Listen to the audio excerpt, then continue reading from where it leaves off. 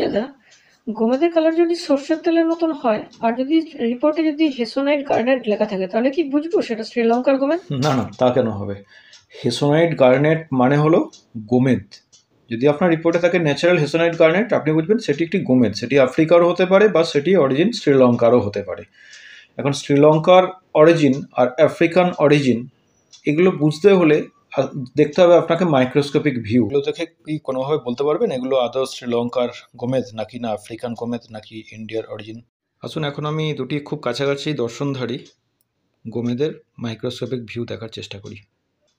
প্রথম গোমেদটিতে আপনি যদি ভালো করে দেখেন মাইক্রোস্কোপের আন্ডারে, এর ভেতরে বিভিন্ন স্ক্যাটার্ড ক্রিস্টাল দেখতে পাবেন আর হলো টিউব লাইক ইনক্লুশনস, মাইকা ফ্লেক্সও এর মধ্যে নজরে আসছে। তো আমরা খুব সহজেই আইডেন্টিফাই করব যে এটি হচ্ছে শ্রীলঙ্কার হেসোনাইট গার্নেট। আর দ্বিতীয় গোমেদটির মাইক্রোস্কোপিক ভিউ অনেকটা এই ধরনের, হিট ওয়েভ দেখা যাচ্ছে, স্ক্যাটার্ড ক্রিস্টাল বা হলো টিউব লাইক ইনক্লুশনস খুব একটা নজরে আসছে না। সুতরাং অনায়াসেই আইডেন্টিফাই করা যেতে পারে যে এটি শ্রীলঙ্কার গোমেদ না। বাকি অন্যান্য ইনক্লুশনসের প্যাটার্ন থেকে আইডেন্টিফাই করছি এটি আফ্রিকান গোমেদ। দাম নিয়ে যদি একটু বলো দাদা প্লিজ।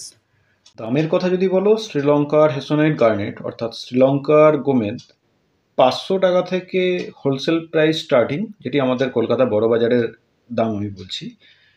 এর ওপরে গুণগত মান অনুযায়ী 800, 1000, 1200, 1500, 2000 পার ক্যারেটও হতে পারে।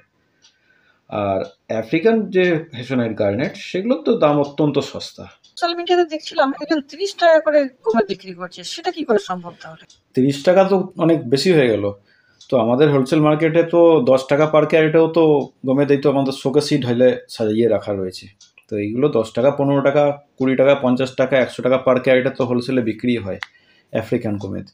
এবার এইগুলোকে কোনো অসৎ ব্যবসায়ী যদি শ্রীলঙ্কার গোমেদ বলে সে পাবলিসিটি করে থাকেন, তো সেটা তাদের নিজস্ব ব্যবসায়িক ট্রিক্স। আর সস্তা দামের ব্যাপারটা অন্য অন্য বিষয়। সেক্ষেত্রে তো যে কোনো জেমস্টোনস অনেক সময় ইউজ করা জেমস্টোনস, অনেক সময় ব্যবহার করা অর্থাৎ পুরনো জেমস্টোনস কেউ সস্তায় যদি বিক্রি করতেই পারে, তো সেক্ষেত্রে অনেক কম দামে হয়ে যেতে পারে। সেগুলো তো আমাদের ট্র্যাডিশনাল বিজনেসের পদ্ধতির মধ্যে আসছে না।